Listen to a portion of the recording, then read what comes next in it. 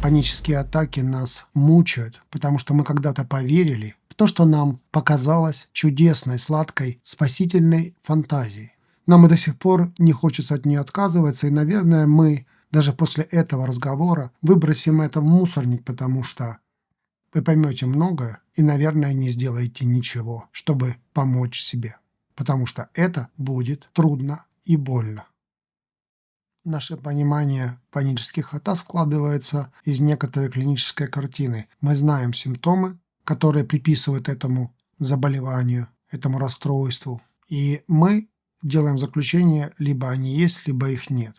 Причина панических атак изучается многими, потому что, конечно, это огромная проблема современности. И именно современность является часто причиной самих панических атак. Страх наступает как будто из ниоткуда. Тело страшится, а объекта нет. Девочка просто в Дубае зашла в паркинг и забилась в угол, крича от ужаса. Хотя это один из самых безопасных городов мира, средь бела дня, на парковке, где дорогие машины, очень важные люди. Ну и вообще случается крайне редко что-то. Ее охватывает вдруг внезапно кошмар, ужас, паника. Тело страдает, повышается сердцебиение, потоотделение, холодный пот, пропадает влага во рту. Почему? Объекта нет, ее никто не напугал. Когда человек заходит в лес, ему говорит егерь: тут водятся волки. И человек, дальше вступая в глубину леса, уже насторожен. Он может взять с собой большую палку, может зажечь факел, может взять что-то острое в руки, какой-то большой камень и так далее. Он уже понимает, что он боится, и он может четко представлять, кого он боится. Этот страх привязан к объекту, что мы не видим как раз при панических атаках. Там нет объекта. Во все времена над человеком был кто-то очень понятный, конкретный, от которого зависела жизнь. Например, царь, король. Если это была природа, например, солнце, земля и так далее, которые давали урожай, это тоже что-то предметное, что-то понятное. С момента падения рабовладельческого или феодального строя, XIX век нашей цивилизации, был ознаменован свободой человека распоряжаться своим телом. Как будто бы он обрел эту свободу, это право, и это право никто не может у него забрать. Эта иллюзия поддерживалась все больше и больше, человеку подрисовывали крылышки, поддерживали это всячески через масс-медиа, кинематограф, через гендерные различные манипуляции, приписывая ему якобы свободу и полную власть. В современное время мы пытаемся жить так, как будто над нами никого нет. А значит, страх как чувство остается, чувство, которое необходимо человеку, чтобы ощущать, что он не управляет своим телом настолько, насколько ему бы хотелось, но он питает иллюзию власти над своим телом через пластические операции, какие-то видоизменения половых признаков. Его можно изменить хирургически, его можно изменить с помощью татуажа, различных подтяжек и так далее, и так далее. Нам кажется, что таким образом мы управляем жизнью тела, что мы полноправные хозяева в этом доме. Может ли женщина выплюнуть свою печенку, просто отказавшись от нее ради узкой талии? Или, например, остановить сердце? Мы очень мало что можем о своем теле вообще сказать. Когда нам делают какую-то операцию, мы доверяем врачу, который что-то там делает, что-то удаляет. Когда мы маленькие, нам надо доверять нашим родителям, которые отвечают за наше тело.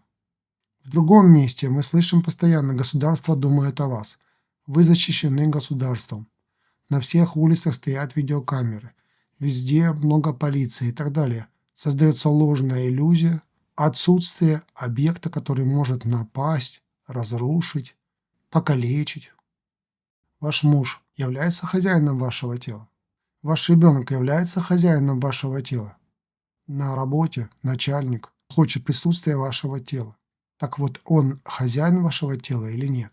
Так же, как и государство может легко вас забрать, например, на войну. Ваше тело берут, используют, и вы ничего не можете с этим сделать. всматриваясь в историю человечества, как быстро человечество научилось себя защищать, создавать безопасную жизнь и контролировать это. Мне кажется, что все это развивалось под действием страха. А раз прогресс такой быстрый, то и страха всегда много. Наверное, в некоторой норме 30% своей жизни человек должен испытывать страх.